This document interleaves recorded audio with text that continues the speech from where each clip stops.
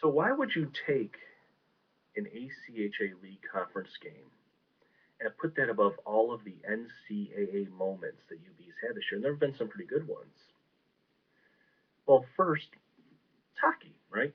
Buffalo, it's hockey town. So you got football and then hockey and then basketball and then everything else. Um, but more than that, it's because it was against Niagara, right? We win that game against, SUNY Canton or one of the other schools in NECHL. Even us, it's, but more than that, it's because it was Niagara, right? I mean, if we win that game against SUNY Canton, it's nice and it's great, and I'm still watching, I'm still listening, I'm still cheering. But to ruin Niagara's perfect season, to have them come in to the Northtown Center thinking they were going to walk through that conference tournament and to beat them in double overtime, perfect moment of this year. The perfect moment.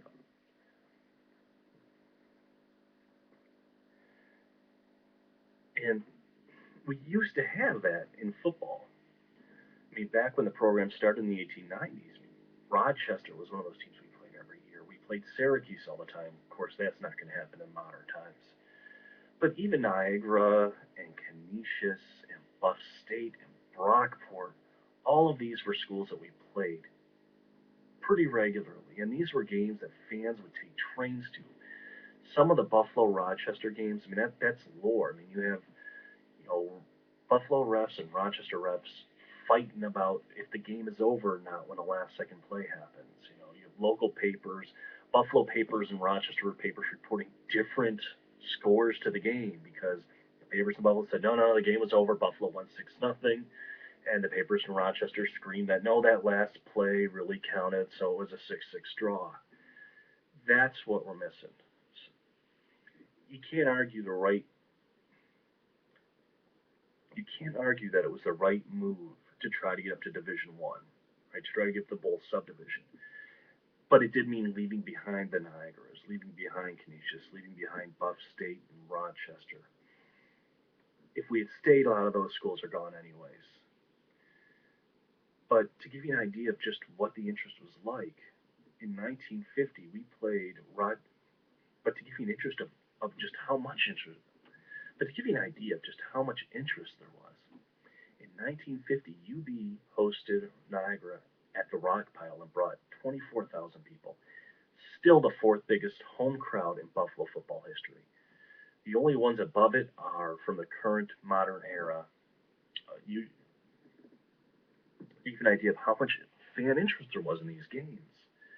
In 1950, UB brought 24,000 people to the Rock Pile for a game with Niagara. It was our last game against Niagara, by the way, which we did win. And to give you an idea of how much interest there were in these games, in 1950, 24,000 people showed up to watch Buffalo play Niagara at the Rock Pile. It was off campus. It was way off campus for Niagara, and still we got the what today stands as the fourth largest crowd in Buffalo. To give you an idea, of just how much local interest there were in these games. In 1950, UB and Niagara got 24,000 people to pile into the. To give you an idea of how much interest there were in these games, in 1950, Buffalo hosted Niagara at the Rock Pile, and they managed to draw 24,000 people to watch that game. It was the last game we ever played against Niagara. It was the beginning of a very long untethering of those local football rivalries. The last time we played Canisius in 1998, we drew 20,000. Probably still one of the top 30 or so crowds ever to come to a UB football game. So we need to ask ourselves, even though we know it's the right move to get up to Division One, what did we lose? We lost fans taking trains. We lost big crowds. We lost fights and newspaper intrigue and city rivalries that we don't have. We're in the MAC. We have these wonderful. We're in the MAC now. We're in the bowl subdivision. We have a chance to go to bowls every year. We have a chance to win conference titles that matter. We have a chance to go into Georgia and play a game. We have a chance to go into Ohio State and play a game. And these are wonderful. These are great moments. But in the meantime, Akron has Kent, Toledo has Bowling Green, Miami and Ohio have each other. I don't want to speculate on what those three Michigan schools got going on. Buffalo's got nobody.